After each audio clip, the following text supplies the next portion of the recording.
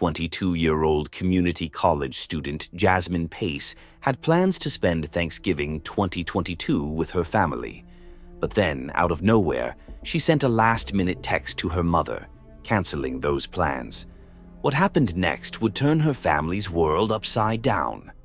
On Jasmine's Facebook page, a new post appeared, "Enjoying Thanksgiving with my baby."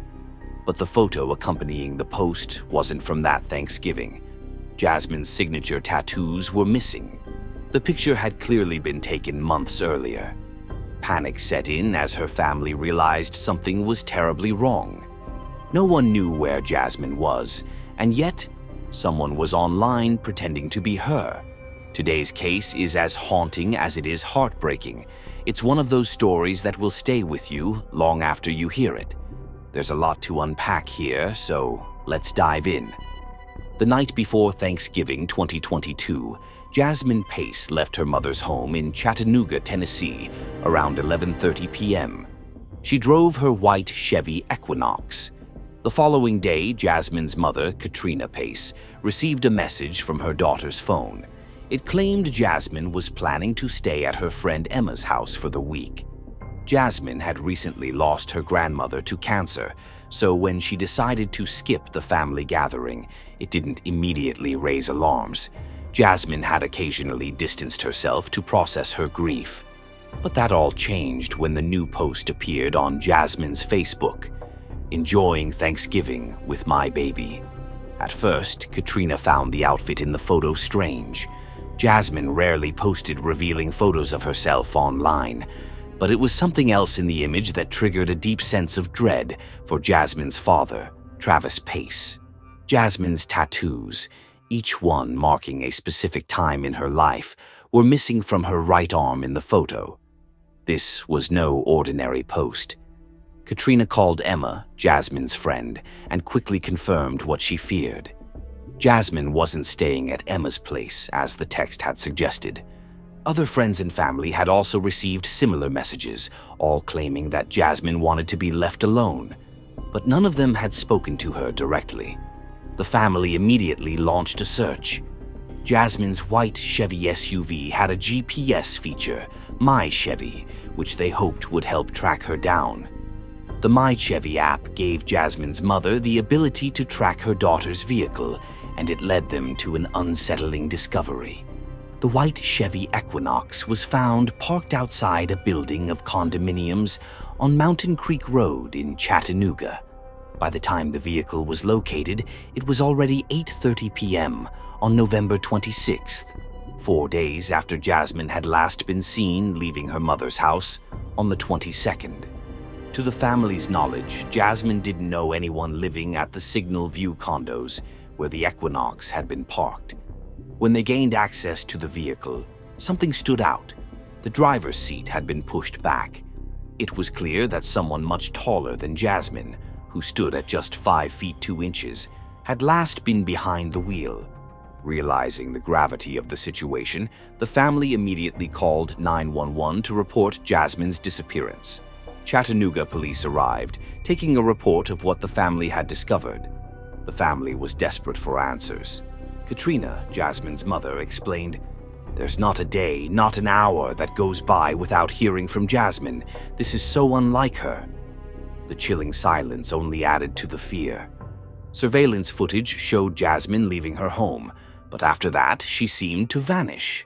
Police began investigating, but there was no sign of foul play at that point, just an eerie sense that something wasn't right. Katrina also reached out to the family's cell phone provider. As Jasmine was part of their plan, Katrina had access to her phone records. To her horror, there had been no outgoing calls from Jasmine's phone for days. Armed with the call log, Katrina began calling every number listed. She did this alongside the police. One number caught her eye, a number Jasmine had spent over an hour talking to on the night of the 22nd. When Katrina dialed the number, a young man answered. He introduced himself as Jason Chen, a computer science major at the University of Tennessee at Chattanooga. Jasmine had met Jason on the dating app Bumble, and while their relationship hadn't been serious enough to meet her parents, It was clear they had been talking for several months. Neither Katrina nor Travis had ever met Jason in person, so when they informed him that Jasmine was missing, they asked if he had heard from her. Jason's response was unsettling. He claimed that he hadn't heard from her for days, and that when they last spoke, it had only been for a few minutes. But Katrina knew this was a blatant lie. Jasmine had spoken to him for over an hour on the night of November 22nd. She'd talked to him for 71 minutes, in fact. Jason's attempt to downplay the conversation raised red flags. His lack of concern was equally troubling. Katrina pressed the officers to take further action, but they dismissed her plea. Jasmine was an adult, and there were no clear signs of foul play at that point. A report was written and contact information was exchanged, but the officers left the family feeling abandoned and helpless.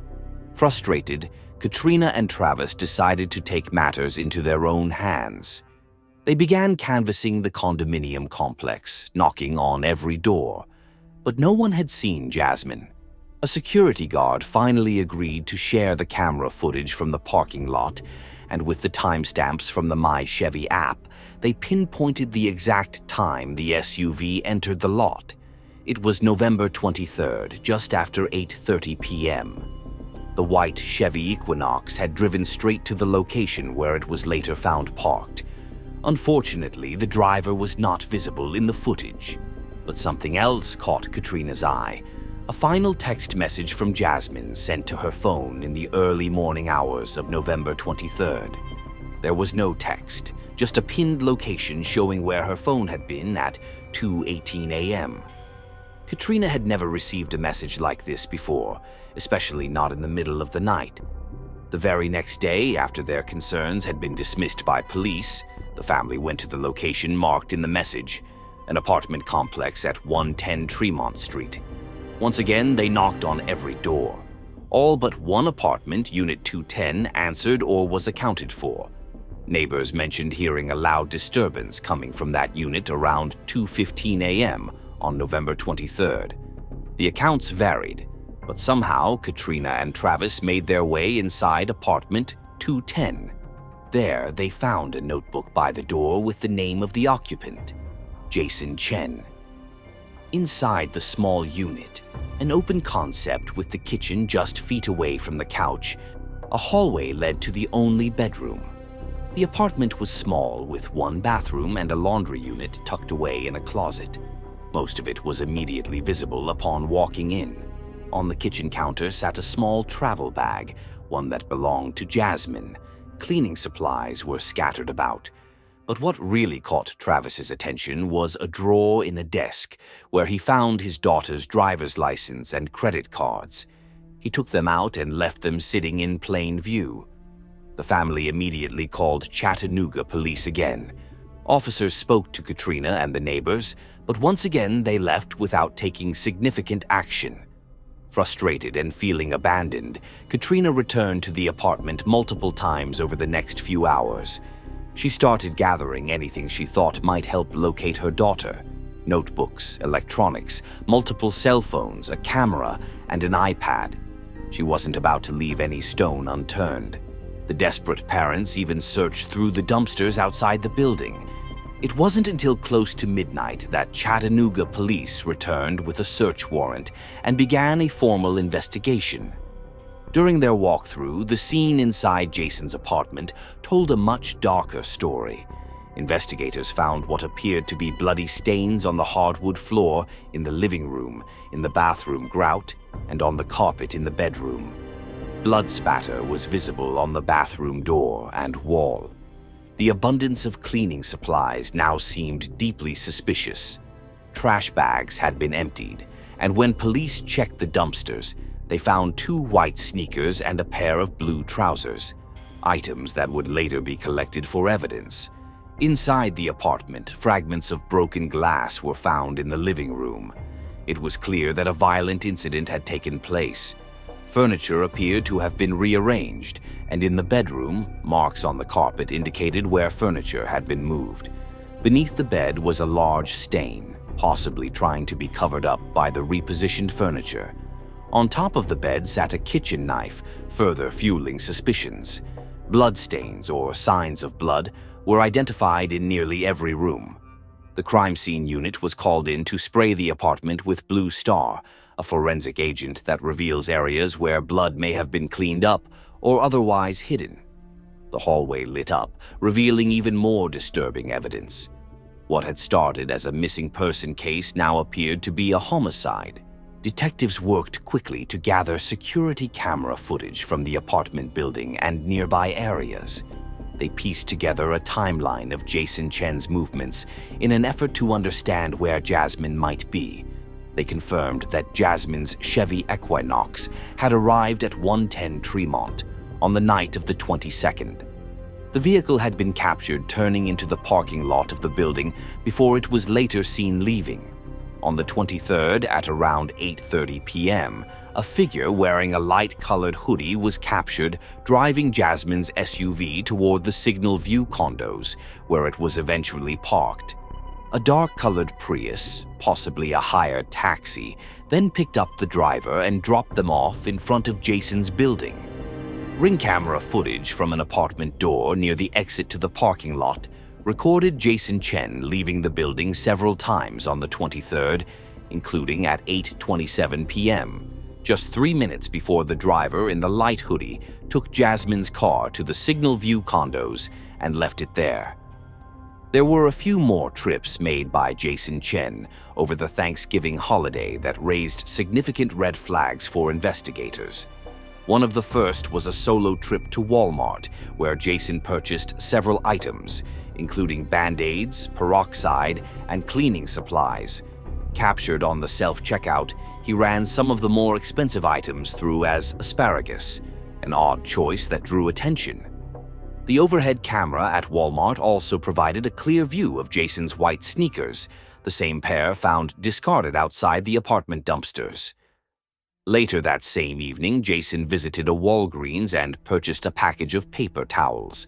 Investigators now believed that sometime between his trip to Walmart that morning and the time he left the blood-stained apartment, Jason must have taken Jasmine from the building. In an attempt to cover his tracks, he had discarded some of his clothing, likely to erase any evidence linking him to her disappearance. As investigators followed Jason's movements across Chattanooga through various surveillance cameras, they were aided by one key detail: his bright white hoodie. This distinct piece of clothing stood out even in dark and sometimes blurry footage, helping investigators track his every move. At almost 6 p.m. on November 23rd, Jason was seen once again, this time struggling to pull a large suitcase from the front door of the building toward the parking lot. Moments later, his black Toyota Camry was captured leaving the area. A week later, on November 29th, Jason Chen was located at his parents' home in Nolensville. When arresting officers approached him, they noticed lacerations on his right hand and feet, signs of a violent struggle. "You said it was surgical?" one officer asked. "Correct," Jason responded, referring to his injuries. The officers then informed him, "We're going to the police department today. We're assisting with this investigation." As investigators continued their search, a search warrant was obtained for Jason Chen's house. In the room where he stayed, a black backpack and a collection of handwritten notes were seized. These notes seemed to offer insight into Jason's efforts to cover his tracks. One note claimed that he had last seen Jasmine on November 19th, and that they had spoken on the 22nd. He wrote that Jasmine had a history of running away and even had a restraining order against an ex. It appeared that Jason was trying to craft a narrative for his inevitable police interview, suggesting Jasmine was a troubled, unpredictable runaway. He also wrote that he thought her mother was an alcoholic, further portraying her as someone unstable. Inside his backpack, in a glasses case, detectives discovered a SIM card that belonged to Jasmine's phone. They also seized Jason's cell phone and began downloading the data. On Jason's phone, they found a picture of Jasmine standing in his bathroom, taken on the night of her disappearance. There were multiple screenshots of text messages from Jasmine, but the actual texts were mysteriously missing. The morning after Jasmine was likely killed, Jason sent her a photo along with a chilling message, "Slept like a baby." Later that same day, he texted, "Hey, are we still good for dinner tonight?" The photo's metadata revealed that it was taken 2 years prior. Further investigation into Jasmine's phone data revealed that her device had traveled with Jason to Walmart that morning, though he had shopped alone. The phone's movements also showed where Jason traveled after loading the large suitcase into his car. It led investigators to Suck Creek Road, a road running parallel to the bank of a river. On Thursday, December 1st, investigators were walking along the riverbank when they spotted something they had been hoping to find: Jason Chen's large suitcase. Inside, they discovered the lifeless body of Jasmine Pace, wrapped in 3 trash bags and shackled with 2 handcuffs. One cuff had broken, and Jasmine's right arm was cuffed to her right ankle, while her left ankle was linked to her right elbow. The handcuffs weren't the typical law enforcement style. They were much less substantial. An autopsy determined that Jasmine had been brutally stabbed no less than 60 times, with the wounds concentrated on the upper left side of her body. The tip of a knife was found lodged in her chest.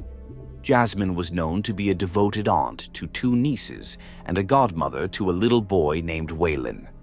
Her older sister Gabby remembered Jasmine as someone who loved talking about having children of her own one day. She was also an animal lover who cherished her 4 cats. To those who knew her best, Jasmine was the fun, sweet 22-year-old who was always there to support her friends and family. She was fiercely protective of those she loved. In December 2022, a judge set Jason Chen's bond at $5 million.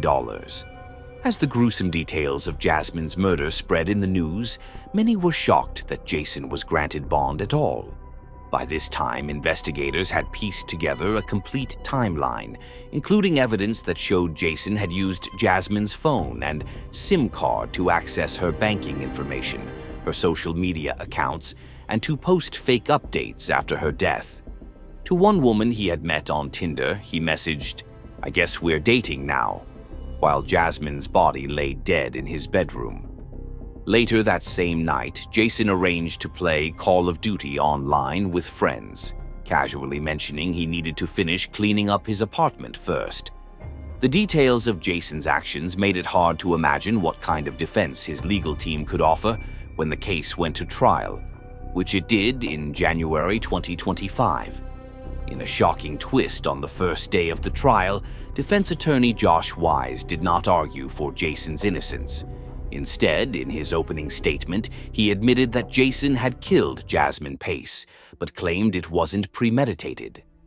Wise argued that the murder was a case of voluntary manslaughter, not first-degree murder. Although the prosecution was not seeking the death penalty, Jason faced a life sentence without the possibility of parole if found guilty of first-degree premeditated murder. His defense team's strategy was to argue that the crime occurred in a fit of passion. According to the defense, Jason and Jasmine had been drinking wine late into the night, and when Jasmine went into the kitchen to grab another bottle, she heard Tinder notifications ringing repeatedly from Jason's phone. Furious, Jasmine allegedly confronted him, which led to a physical altercation. The defense claimed that Jasmine attacked Jason with a broken wine glass. In self-defense, Jason grabbed a kitchen knife he had left on the bedside table, which led to the stabbing. The defense also tried to explain the shackles found on Jasmine's body by claiming that Jason panicked after the stabbing and used the handcuffs to fit her body into the suitcase. The timeline of the murder and attempted cover-up was meticulously detailed through videos, cell phone data, and testimony from neighbors in the apartment building. One neighbor, Courtney Brewer, reported hearing an altercation around 2 a.m. on the night Jasmine went missing. It was just after 2 a.m. when the scream pierced the silence, jolting Courtney Brewer awake. Her heart raced as she checked her phone, preparing to dial 911. But the scream wasn't the only thing that caught her attention. A female voice, frantic and unintelligible, echoed through the walls. Then came the sound of rushing footsteps, multiple sets heading toward the front door. She could hear the panic, the movement. Was it one person or more? Investigators asked. Multiple, she confirmed. Describing the scream, she said, "It was distressed, not angry, but emphatic." That simple description painted a picture of a woman in fear, a woman in danger. But as the case unraveled, it wasn't just witness testimony that created uncertainty. It was the crime scene itself. Jason Chen had cleaned up, moved furniture, and discarded evidence in a frantic attempt to cover his tracks. Katrina Bean, Jasmine's mother, had entered the apartment repeatedly during the investigation, raising questions about contamination. Why did the apartment look different after the police had been in there? Defense attorneys asked. Who changed it? The defense even called in their own expert to point out the discrepancies. Was evidence planted? Did Katrina's presence distort the crime scene? Travis Pace, Jasmine's father, testified that he didn't recall seeing a knife on the bed when he first entered, adding further confusion to the case. Despite these uncertainties, the medical examiner's findings were clear. Jasmine's wounds were premeditated. Dr. Stephen Cogswell confirmed the brutal nature of the attack, noting that Jasmine's body had been found in a fetal position, shackled while she was alive. When someone is stabbed 60 times, they try to escape, the doctor explained. But what if they can't? What if their limbs are chained? The horrific image of Jasmine's immobility spoke volumes about the calculated, merciless nature of her death. Dr. Dossau's testimony revealed chilling details about Jasmine's brutal murder. Despite 60 stab wounds, the absence of defensive wounds on her right hand suggested she was immobilized, possibly in the fetal position, unable to protect herself. This was consistent with the findings of Dr. Cogswell, who also contradicted Jason's claim of drinking wine for hours, revealing no alcohol in Jasmine's system at the time of death.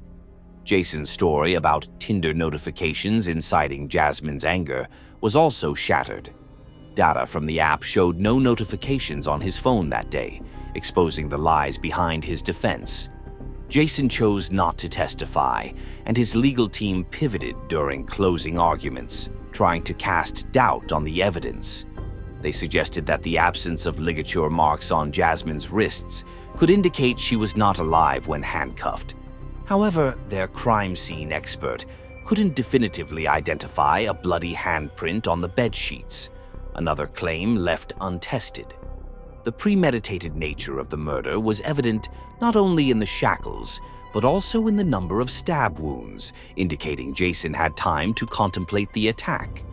Prosecutor Cody Wamp highlighted key moments in the timeline, such as Courtney Brewer's testimony about hearing footsteps and a door slam at 2:11 a.m., just minutes before Jasmine sent her location to her mother at 2:18 a.m. Despite her fear and attempts to escape, Jasmine's life was violently taken. After 6 days of evidence, the jury deliberated briefly before returning a guilty verdict for first-degree premeditated murder. During sentencing, Jason's mother made an emotional plea, asking for a chance at parole, claiming her son was a good child. But the jury was unmoved. They sentenced Jason to life in prison without the possibility of parole, finding his crime especially heinous and cruel. Meanwhile, Jasmine's family filed a wrongful death lawsuit against Jason's parents for allegedly aiding him in the aftermath.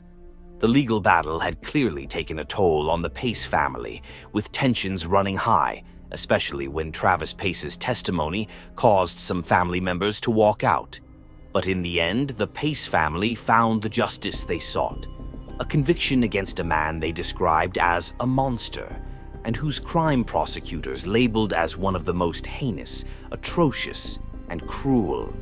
The painful journey for Jasmine's family had reached its conclusion. Though justice was served, no verdict could ever bring Jasmine back. That was the tragic case of Jasmine Pace.